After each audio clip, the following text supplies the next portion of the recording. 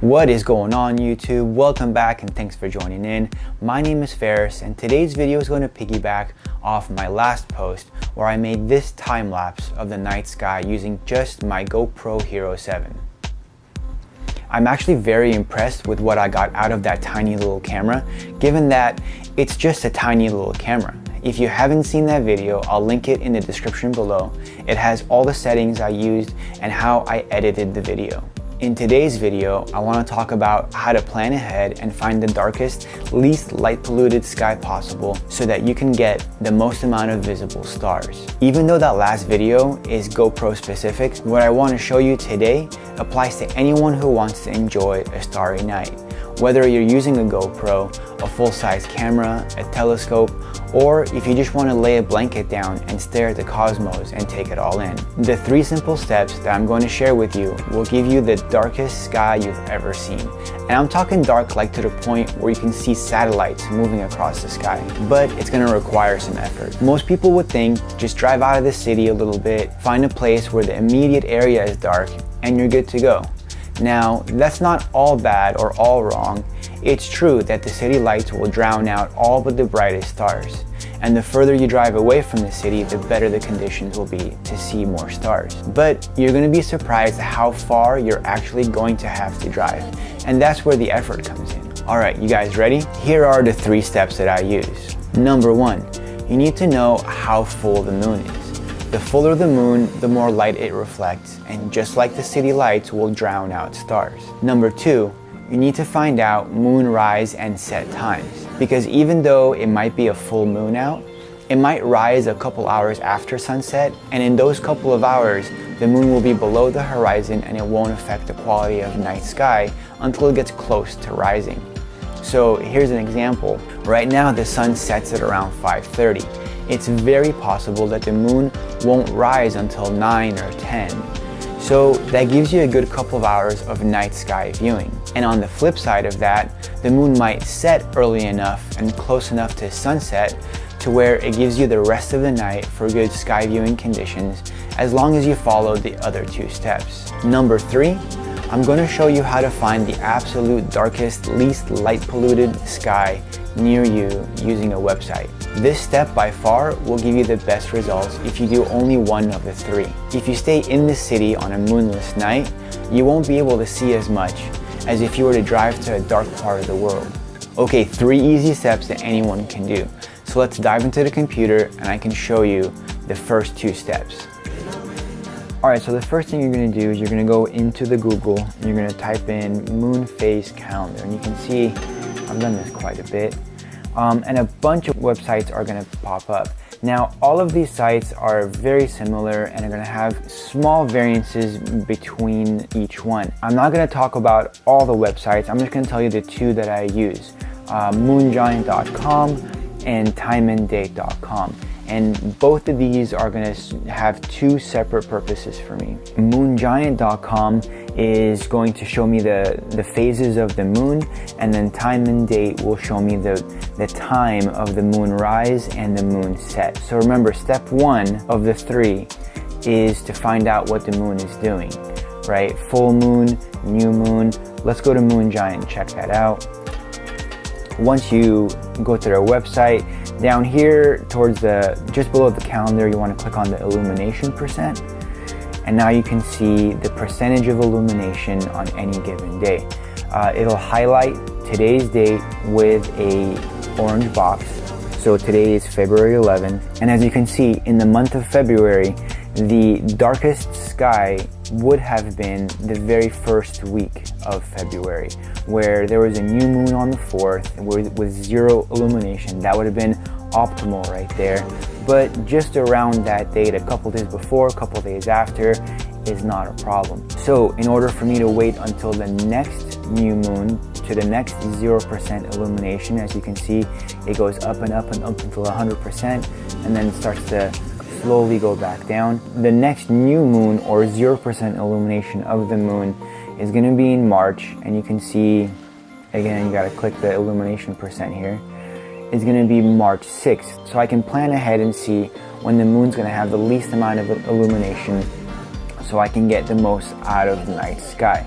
Now, going back to February, let's say that I absolutely had to go out and shoot today on the 11th. You can see the moon is 40% illuminated, 40.5 to be exact, and that will drown out some of the stars in the sky. So not all hope is lost. Even though the moon will be out and it's 40%, not all hope is lost. Let's check to see what time the moon rises and sets tonight. Now this is where time and date comes in.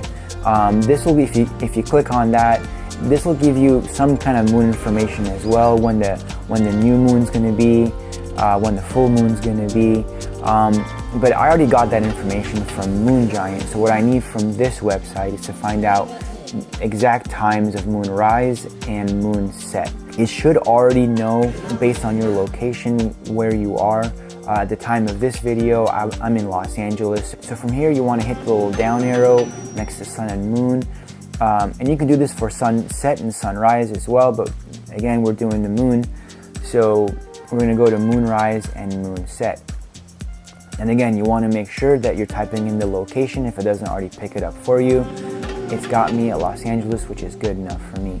Scroll down, today's date is highlighted in yellow, and you can see the moon is in the first column, the moon's going to rise, and in the second column, the moon is going to set. Now today, the moon rises at 10:34 a.m. and it's going to set at 11:57 p.m. So if I absolutely had to go out and shoot tonight, even though the moon's going to be at 40% illumination, because that's what Moon Giant told us, after 11:57, the moon's going to be below the horizon and it's not going to light up the night sky. So I would wait about a half an hour or about an hour past the moon set, and I know that I'm going to have the darkest sky possible. So you always want to check these two things, right? Step 1, phases of the moon. Step 2, moon rise, moon set. Sometimes it rises really late, and sometimes it sets really early. And any combination of the two will give you the couple hours that you need to view the sky without having the light of the moon drown out the stars. Okay, first 2 steps, not that bad, right? Find out what the moon's doing. How full and what time will it rise and set? Step 3 is going to be getting yourself to a physical location where light pollution will be minimized. If you do only one of these 3 steps, this is the one that will get you the most results. Let's jump back into the computer so I can show you what website you can use to find the darkest sky near you. Alright, so you're going to go back to the Google and you're going to type in Dark Sky Finder. And one of the first sites that's going to come up is going to be darksitefinder.com, and I'll put the links to all these websites in the description below. Once the site opens, you're going to have the option to click on Open Map here, but before we do that, I want you to pay attention to this color scale down here, right? So the areas of the most light pollution are going to be colored in this red, gray, and white. There's a little white right here, you can't see it. Red, gray, white will be the brightest and worst places to go to view the stars, because those will have the most light pollution. And those locations, of course, are going to be your big metropolitan areas. Los Angeles, New York, Las Vegas, Miami, all those really big cities are going to drown out the light of the stars. And as you drive away from the big city, you'll see how the color is just going to get darker and darker and darker until you get to the bottom of this scale where you'll be away from any kind of light pollution. So now let's open the map. And once the map's open, it gives you this high-level view of the United States, and you can see there's not a lot of dark colors on here, especially on the East Coast. If we scroll into Florida, for example, the entire state of Florida, with of course Miami, Orlando being really light polluted cities and bad to view the stars. Same thing goes for New York, New Jersey. There's not a lot of dark places around. One thing I do like about this map is that you see all these pins that have been dropped. These are locations where people have gone and reported on the light pollution in that area. So let's just pick, for example, Dead Horse Point State Park. Once you click on see more information, It gives you a little bit of information about the park. Is camping allowed, entrance fees, a little bit of a description here, and they have pictures as well, so you kind of get an idea. Now, as you can see here, it says the color is designated as dark gray, and this is a lot of stars with a great shot of the Milky Way going straight up. Beautiful picture. For us in Los Angeles, Joshua Tree National Park is a very, very popular place to go and see the night sky. They have this one as blue. Let's see more information, and let's see the pictures. That looks amazing. Joshua Tree is known for its unique landmarks, and this is a great picture incorporating the landmarks of Joshua Tree. Lots of stars, a great shot of the Milky Way here. Again, the darker the color, the better it's going to be. So I'm kind of curious about the greens and seeing what kind of pictures people have been getting from there. DuPont Reservation Conservation Area. Let's check out what people have been getting there.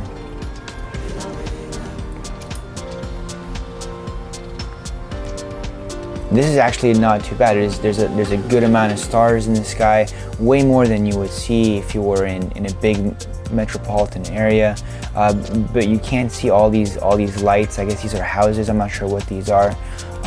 But that will drown out the stars there. You guys, it blows my mind how far away you have to drive in order to get to some really, really dark skies. Now, not all of us are going to be able to get to places that fall in the lower portion of that color scale, but it looks like blues and greens, you're still going to get some great results. Also, a couple of tips. Altitude is your friend. The higher up you go, the less atmosphere there is between you and the heavens that your eyes have to see through. Also, you want to give yourself about 20 to 45 minutes to let your eyes get adjusted to the darkness. So to recap, 1, see how full the moon is. 2, check out its rise and set times. And then 3, get yourself to a place that's as dark as possible, away from the city lights, away from light pollution, so you can best enjoy the night sky. So that's it for this video, you guys. Thanks for tuning in. I am trying to grow this channel and we'll be posting more content in the future. Hit that subscribe button to join along. Give this video a thumbs up if you enjoyed it, and I'll catch you guys in the next video. It has all the settings I used and how I edited it. How I edited it. If you haven't seen that video, I'll link it in. How I edited it. It has all the settings I used and how I edited the video.